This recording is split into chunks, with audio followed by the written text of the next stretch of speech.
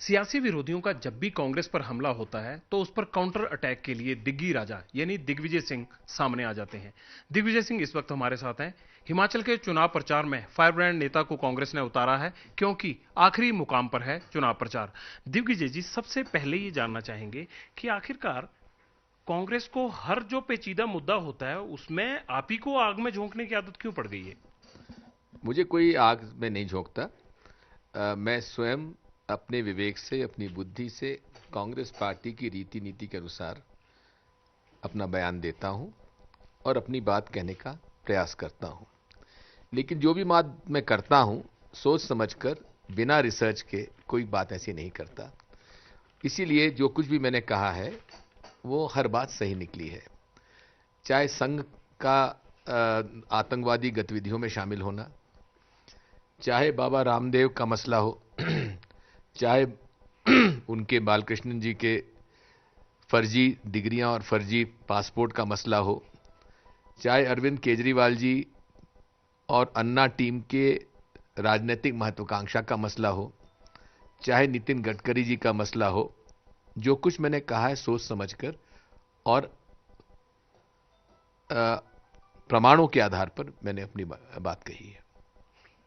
आज सुब्रमण्यम स्वामी ने आरोप लगाए हैं कि एसोसिएट जर्नल को सोनिया गांधी और राहुल गांधी की यंग इंडियन कंपनी ने फर्जीवाड़े से अपने नाम किया, जिसमें सोनिया गांधी और राहुल गांधी के नाम 38% शेयर ट्रांसफर किया गया। और दूसरा उन्होंने आरोप कांग्रेस पर यह लगाया है कि एआईसीसी ने 90 करोड़ का लोन दिया इस काम के लिए, एक रेजोल्यूशन पास किया गया। उन्होंने कहा कि कमर्शियल एक्टिविटीज में कोई भी पॉलिटिकल पार्टी कैसे इन्वॉल्व हो सकती है। और तीसरा उनका मेन जो मुद्दा उन्होंने उठाया, उन्होंने कहा है कि जो हेराल्ड हाउस है उसकी 7वीं मंजिल को किराए पर दे दिया गया, 30 लाख रुपए महीना वहां से किराया आ रहा है। तो इस तरह से कैसे उस चीज को, जिस चीज को अखबार चलाने के लिए खोला गया था, उसको कैसे रेंट आउट किया जाता है? ये 3 आरोप कांग्रेस पर, कांग्रेस अध्यक्षा पर, कांग्रेस महासचिव पर उन्होंने गंभीर रूप से आज लगाए। पहली बात तो यह है कि सुब्रमण्यम स्वामी को आरोप लगाने की आदत है, फिर भी हम उसे गंभीरता से लेते हुए इसका विधिवत हर बिंदु पर उत्तर दिया जाएगा और उसके लिए हमारे जो पार्टी के स्पोक्सपर्सन है वो उस बारे में अपनी बात कहेंगे। वो कह रहे हैं कि अगर जांच ना करवाई गई तो हम कोर्ट जाएंगे। कोर्ट तो जाने का रास्ता उनका खुला हुआ है, हमेशा किसी से पूछ के जाते हैं वो। लेकिन कोर्ट में जाकर वे मीडिया और अब के माध्यम से राजनीतिक लाभ लेने का पूरा प्रयास करते हैं। नरेंद्र मोदी कुछ भी बोलते हैं तो कांग्रेस परेशान हो जाती है, इसकी क्या वजह है? कोई परेशान नहीं होते, लेकिन नरेंद्र मोदी जी किसी विवाहित महिला के बारे में ये कहें कि 50 करोड़ की गर्लफ्रेंड, ये कोई अच्छी बात है? ये शशि थरूर जी एक सम्मानित व्यक्ति हैं, एक बहुत ही उनका ब्रिलियंट करियर रहा है, डिप्लोमेट रहे हैं। उनके बारे में इस प्रकार की टिप्पणी करना, उनकी पत्नी के बारे में ऐसी टिप्पणी करना, मैं समझता हूं कि बहुत ही निंदनीय है। और मैं इसीलिए मुझे मजबूरी में मैं कभी किसी की प्राइवेट लाइफ के बारे में कभी बयान नहीं देता। लेकिन इस बार मुझे अपना जो एथिक्स है उसको बदलना पड़ा और मैंने उनसे यही प्रश्न किया है कि आप जरा हमें बता दीजिए, जसोदा बहन आपकी पत्नी है कि नहीं है? आपने उसके साथ विवाह किया था कि नहीं किया था?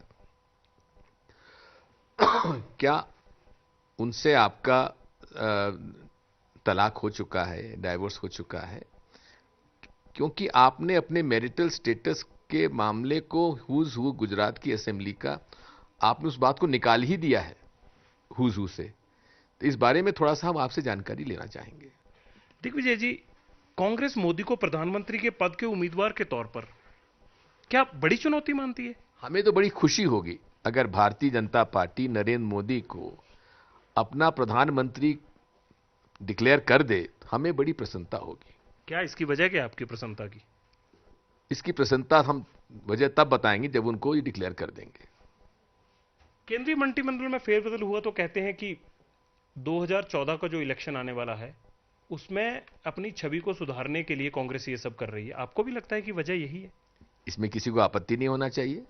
सरकार सही लोगों को सही काम अगर दे तो मंत्रिमंडल का विस्तार सही समय पे किया गया है। इसका मतलब हम ये समझे कि पहले जो लोग कर रहे थे वो सही नहीं थे? ऐसा नहीं है, वो भी अच्छा काम कर रहे थे, लेकिन जनरेशनल चेंज की आवश्यकता थी। और ये भी आपको मानना चाहिए कि 10 पद खाली पड़े थे, उनको भी भरना था। सुना है कि मध्य प्रदेश को जगह नहीं दी गई, उससे आप नाखुश हैं? जी, हम लोग उम्मीद करते थे कि 1 या 2 मंत्री और लिए जाएंगे, क्योंकि 2 ही हैं। कांतिलाल भूरिया जी के जाने के बाद कमलनाथ जी और ज्योतिरादित्य सिंधिया जी हैं, लेकिन बहुत कुछ कंपनसेट कर दिया गया। कमलनाथ जी को एक अलग से पोर्टफोलियो दे दिया गया और ज्योतिरादित्य सिंधिया जी को पावर जैसा एक महत्वपूर्ण मिनिस्ट्री दे दी है, उससे हम संतुष्ट हैं।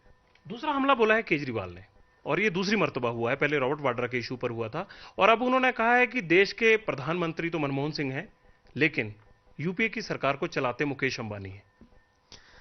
ये बिल्कुल सरासर गलत है, क्योंकि यूपीए सरकार ने जो कुछ भी निर्णय लिए हैं रिलायंस के मामले में, सोच समझ के लिए हैं और बिना किसी दबाव के लिए हैं। जो केजरीवाल दावा करते हैं कि जो दाम बढ़ाए जा रहे हैं और जो प्रॉफिट बढ़ाया जा रहा है इन बड़े औद्योगिक घरानों का दबाव में, उसके चलते जो पेट्रोलियम पदार्थों की महंगाई है वो उस वजह से हो रही है। क्या बात करते हैं! ये एक आईआरएस का रिटायर्ड अधिकारी इस मूर्खता ढंग से बात करेगा, मुझे उम्मीद नहीं थी। मैं इसलिए कह रहा हूं मूर्ख ढंग से बात करेगा, मुझे उम्मीद नहीं थी। पहली बात तो यह है कि कीमत बढ़ाई नहीं गई है।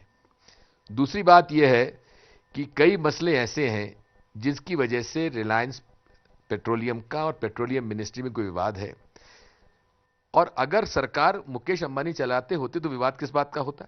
आखिरी सवाल, जो केजरीवाल की संस्था खुलासे करती है उससे कांग्रेस की परेशानी बढ़ती है? बिल्कुल नहीं बढ़ती है।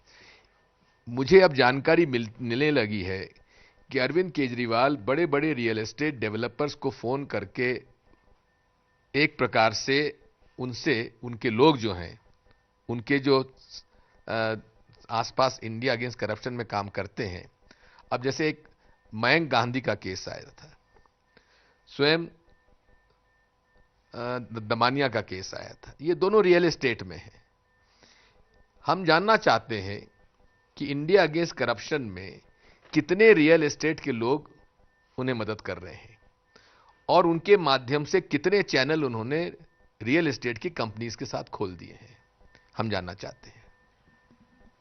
मैं खत्म कर चुका था, लेकिन एक सवाल और, अरविंद केजरीवाल और उनकी पार्टी का सियासी भविष्य आप क्या देखते हैं? उनका सियासी भविष्य वही होगा जो महेश योगी की पार्टी का हुआ था या टाट वाले बाबा गुरुदेव की पार्टी का हुआ था, उससे बढ़कर और कुछ भविष्य इनका नहीं है। तो ये है दिग्विजय सिंह के अरविंद केजरीवाल और उनकी संस्था को जवाब, यानी साफ साफ कहना है कि बहुत जल्दी उनका डब्बा गोल हो जाएगा। कैमरामैन राजेंद्र सिंह के साथ जगविंदर पटियाल, एबीपी न्यूज, शिमला।